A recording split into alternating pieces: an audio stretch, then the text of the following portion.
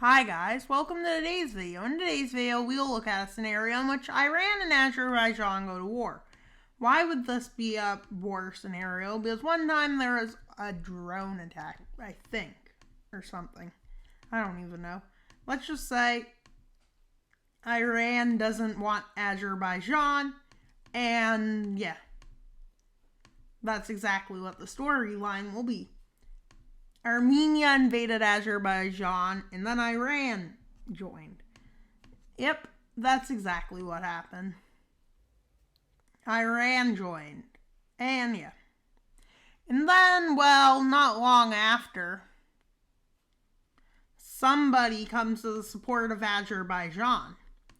They're named Turkey. Why would they join? Because they can. What can Iran do? Not much right now. But escalate. As they knew this would happen, they had the forces lined up against Turkey's border. So then they invade. And it's not a big surprise. But for some reason, they stalemate out in Azerbaijan. But then they break the stalemate and take Baku. Which means Iran is gone to war with Azerbaijan. Looks like Azerbaijan is going to fall, but don't be fooled. It won't. Or will it? Who even knows? Well, it won't fall forever. So Iran and Azerbaijan being a war scenario is a bit odd because Iran is way stronger, so obviously they win. But we forgot one thing. They have allies. Really? Iran has allies? Well, Iran has allies. Azerbaijan also. Quickly, Iran activates something. But then Israel, Azerbaijan's ally, decides to join Azerbaijan. Which literally brings Palestine against them. But because Saudi Arabia doesn't like Iran, they kind of join this war.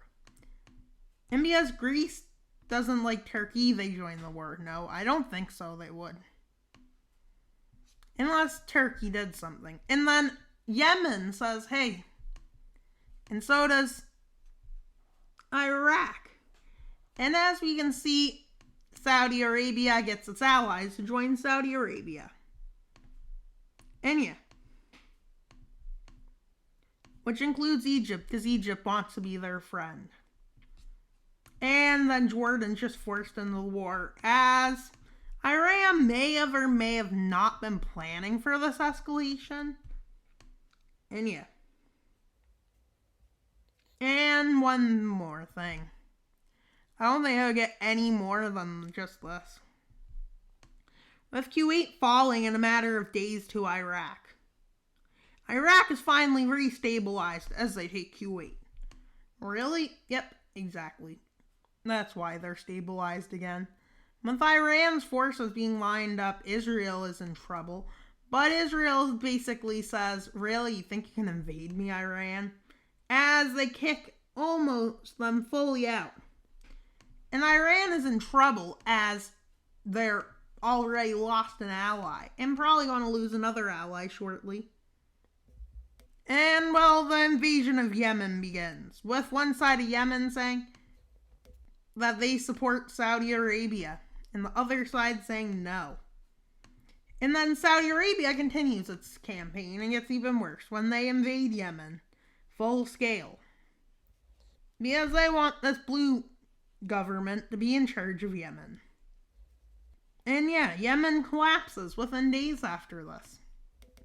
With Saudi Arabia sending forces to the north, Iran is fighting on two fronts in some areas, but really only one. The North Front, yeah, they're fighting on. And yeah, they have a bit of help, but not much. And then they do this. Guys, they take a spearhead in. With Iraq basically just putting everybody in the military. And same does Iran. And then Iran funds some kind of pro-Iranian government thing in Saudi Arabia, which rises up. It's just like Iran's government, a theocracy rising up. Yep. And they do pretty well at first. Well, I'm also getting this group that's pro them to rise up in Turkey. Yep, that's is happening, guys. And they even rise up in Jordan. And then they rise up in Egypt. As Egypt somehow runs out of water. Well, this being a major distraction, really. Turkey changes its positioning of troops and marches in. But this was a trap. Big trap. They just messed up badly, guys. As they're now being invaded by Iran fully. They take these forces out. And then, well, Iran thought they were doing a good job. And then they lose access to the Black Sea. Which they've never had, except when they occupied the lands. But the ones in Saudi Arabia have rising better. Especially when they meet up with the front lines. And quickly, they take over half of Saudi Arabia. With Saudi Arabia reorganizing its military. And yes. And then they encircle Riyadh and take Riyadh somehow. But this was before they started their big counteroffensive they were planning. With them diving in over here. The ones in Egypt kind of get crushed quickly, and Jordan. And then they get pushed down a bit, encircled here, taken out. But while this is going on, this big counteroffensive went on, Iran went on an offensive. Yep, a big offensive, guys. And they even landed in the Arabian Peninsula. And landed in Qatar. And well, their capabilities are somehow getting really good. But this is about the end of this big offensive. As Israel finally kicks them out. Kicks Syria, Iran, Lebanon, and Iraq out. With Jordan almost fully doing it. And then Saudi Arabia and Jordan attempt to cut off Riyadh, which they do. And then they march into their capital. But really, their capital is under siege. As they take their capital back, they quickly march across here. And the Iranian forces are forced to retreat from Qatar. And they are forced to retreat from the UAE and Oman.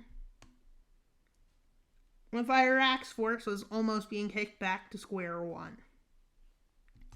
And why is this scenario erupt so much? Because it did.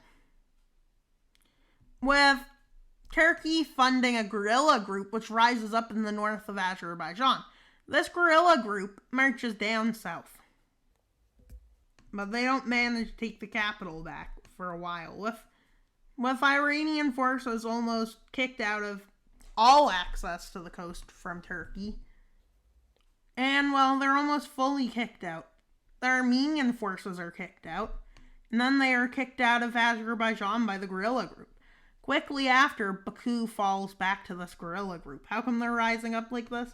Yes, they are. With Turkey marching into Nashis, whatever it's called, and yeah. And then, well, the fall of Armenia is about to happen, guys. So yeah, it happens, and it's quick. With the quickness being so quick that it's unheard of. With Turkey invading Syria again. And well, Israel and Jordan invade Lebanon. Quickly after this invasion, Damascus falls, the capital, and then Syria is pretty much a battleground, basically. And then southern Turkey's battleground, where the Kurds are, starts crumbling, as Iran is no longer really able to hold stuff back. As Iraq is all that stands. And Iraq is in trouble.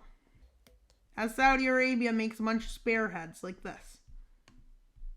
And then they leave the land.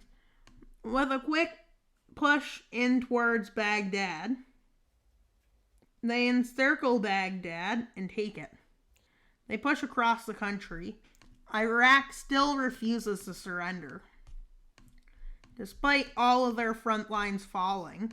And the Battle of Kuwait breaks out, and the Battle of Kuwait ends with a blue team victory, or Saudi Arabia's victory, with Turkey ready for their offensive into Iraq, and an offensive into Iran, which they help the Azeris out. And then they make an encirclement of these forces, and due to the difficult terrain, they just leave it. And then while the desert kind of starts crumbling, the desert front on Iraq, with a big invasion happening here. Iraq finally gets a new government instilled by Saudi Arabia, which changes the sides of the war they're on. And quickly, the rest of Iraq joins this faction, with Iraq viewing this new government as able to get land. So that's what they do, a land grab. And while they move towards Tehran, which they take Tehran, and quickly after taking Tehran, Iran surrenders. And that's pretty much all. So let's see the Kuwait land, Saudi Arabia land, Jordan land, Israel land, Turkey land, and Iraq land after Iraq loses land. They give Azerbaijan a big chunk of land, and then Iran just left like that. Basically, Iran is in trouble. And so is Syria, as they put hard economic ties onto this treaty where they need to pay about 50% of their GDP for 10 years.